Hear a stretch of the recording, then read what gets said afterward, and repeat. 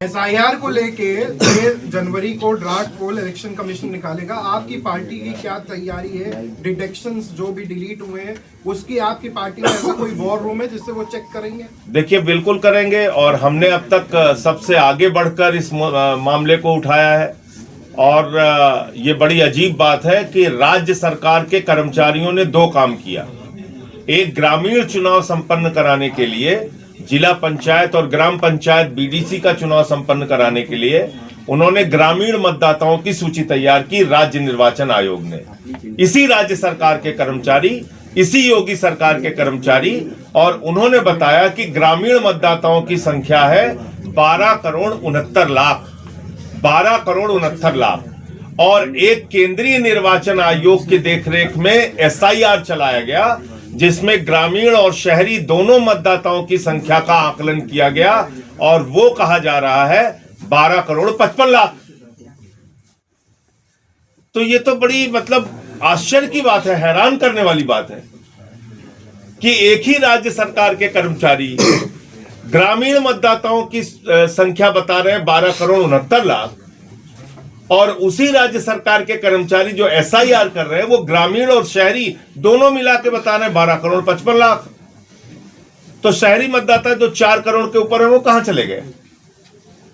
वो कहां चले गए? ये तो बड़ी अजीब सी बात है जिसके बारे में मुख्यमंत्री जी को बयान देना चाहिए आके।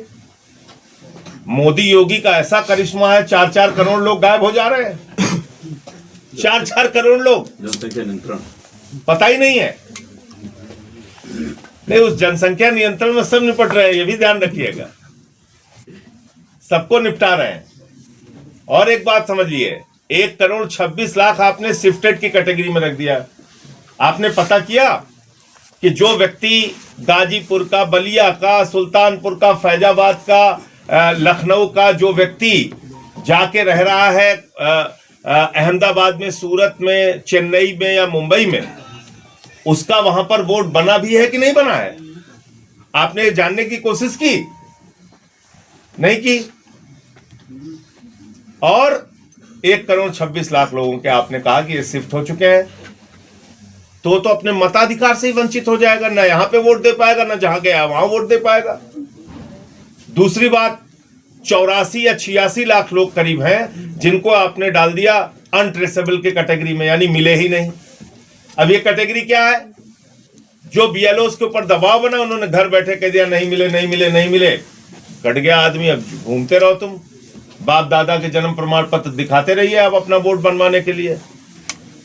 तो इस प्रकार से जो गड़बड़ियां की गई हैं, ये तो मैं बार बार इस बात को कह रहा हूं कि ये सीधा हमला लोकतंत्र के ऊपर है, चुनावी प्रक्रिया के ऊपर है। चुनाव आयोग को एसआईआर कराने का कोई संवैधानिक अधिकार नहीं है। और अभी आरटीआई में भी उन्होंने कहा है कि हम तो ये गवर्नमेंट के आदेश पे कर रहे हैं, उनको कोई संवैधानिक अधिकार नहीं है। यानी कि मोदी योगी के आदेश पर, केंद्र सरकार के आदेश पर ये चल रहा है। संजय जी, देवरिया जेल में अमिताभ ठाकुर को रखा गया है, वो आमरण अनशन पे है अभी तक और उनके आरोप बहुत बड़े हैं सरकार पे।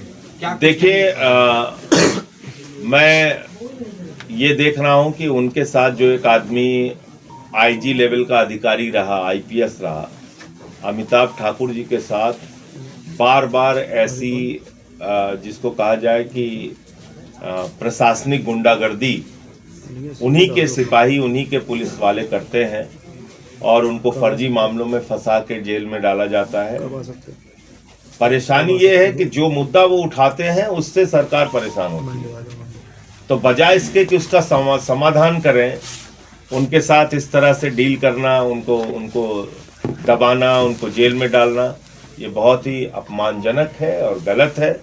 उनके साथ ये एक जिसको कहा जाए तानाशाही पूर्ण आचरण है सरकार का और उनको छोड़ना चाहिए, उनसे माफी मांगनी चाहिए प्रशासन को। प्रयागराज में माघ मेले में स्वर्गीय मुलायम सिंह यादव जी की तस्वीर प्रशासन ने नहीं लगने दी, इसको आपकी पार्टी कैसे देगी? कहाँ पे?